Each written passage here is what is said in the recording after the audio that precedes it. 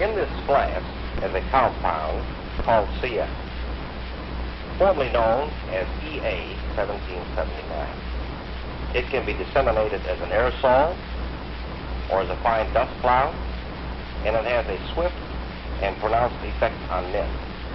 So much so that the United States Army Chemical Warfare Laboratories are investigating its possible use as an incapacitating agent. By our definition, an incapacitating agent is one that destroys or greatly reduces a person's ability to perform his duties. It has a large margin of safety between the effective dose and the lethal dose, and it permits complete recovery. When CS is used, exposure to an amount as low as 1 part per million produces almost immediate effects.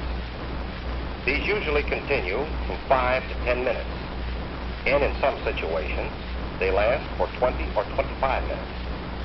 Because CS has the characteristics of an incapacitating agent, it has been the subject of study and experimentation.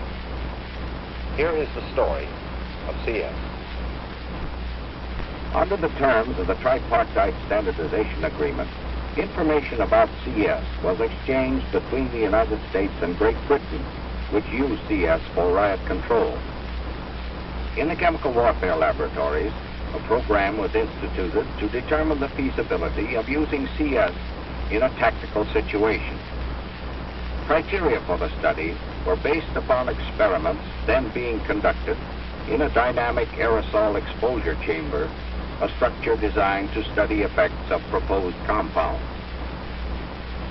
Typical is the experience of these Army volunteers who entered the chamber knowing they would be subjected to an aerosol of a new compound, but not knowing what the effects would be.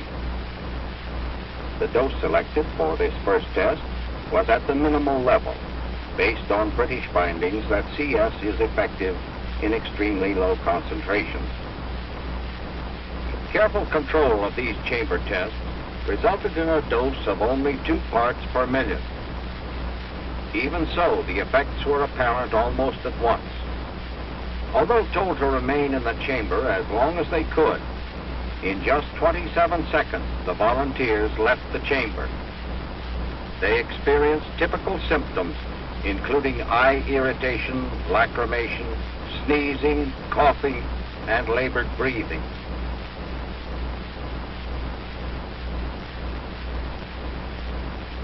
With preliminary data from these chamber tests in hand, field trials were scheduled under simulated tactical situations. In the first trial, troops from several scattered Army units were exposed to the compound. They were instructed to put on protective masks when they thought it was necessary. Experimental grenades containing 1/4 pound of agent combined with a burning mixture were in place for static firing to simulate preparatory fires of an attacking force. These grenades have an emission time of 20 to 25 seconds. Upon firing the grenades, what appears to be a dense cloud of agent was formed, but only 1/5 of the cloud was actually CS. Highest concentrations achieved were 2 to 3 ten-thousandths of 1% in air. As the agent cloud reached the defensive positions, some of the men succeeded in putting on their masks, but others were completely incapable of doing so because the effects of the agent were so rapid and severe. The obscuring effect might be minimized by disseminating the agent from other types of munitions rather than from burning grenades. A masked observer was assigned to each volunteer to record his reactions and to assist him in case he was overcome by the agent. Effects of the agent, even in extremely low concentrations, are so rapid and so acutely painful that a man becomes obsessed with an overpowering desire to remove his mask and escape from the cloud. Even then, some men collapse on the ground or wander around in a state of helplessness. In this test, every one of the volunteers abandoned his position. The agent produced severe irritation of the eyes, nose, throat, and lungs. Among the symptoms were the same convulsive coughing, heavy labored breathing, and searing chest pains experienced by the wind tunnel volunteers. Conspicuous salivation occurred. The eyes lacrimated and closed involuntarily, and they could be opened only with great difficulty. In severe cases, nausea and vomiting occurred. Frustrating as these effects are, the exposed individual recovers in from 5 to 15 minutes after he gets into an atmosphere of fresh air. A feeling of exhaustion and weakness may persist for a few hours after the worst of the effects have worn off. Although effective in very low concentrations, exposure to heavy doses of the agent does not result in permanent injury to the individual. The rapidity with which this incapacitating agent can temporarily prostrate a man demonstrates its effectiveness for riot control and gives rise to serious consideration that it might have potential uses in combat operations. The potential was tested in another field trial using trained troops from the 3rd Battalion, 3rd Armored Cavalry Regiment in a simulated tactical situation. The same type of burning grenades was functioned in the path of the attackers. The concentration of agent was the same, 2 to 3 10,000ths of 1%. One man ran through the first cloud before he felt the effects of CS.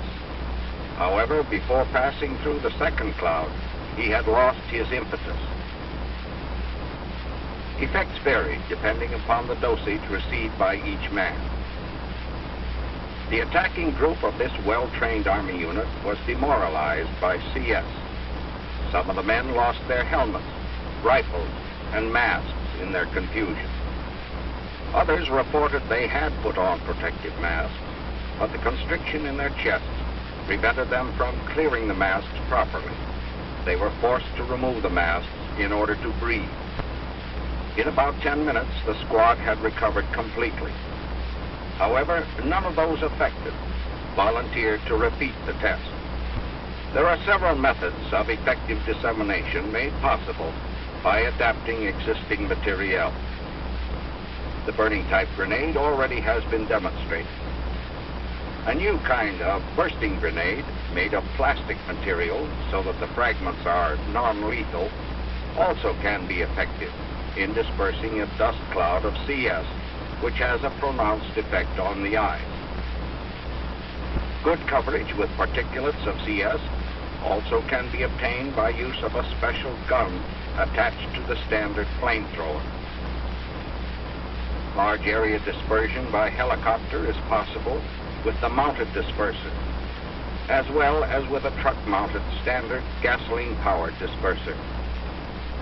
Other studies are developing the feasibility of adapting the standard smoke generator, using the exhaust of military vehicles to disseminate this compound, and producing quick coverage with multiple grenade launchers.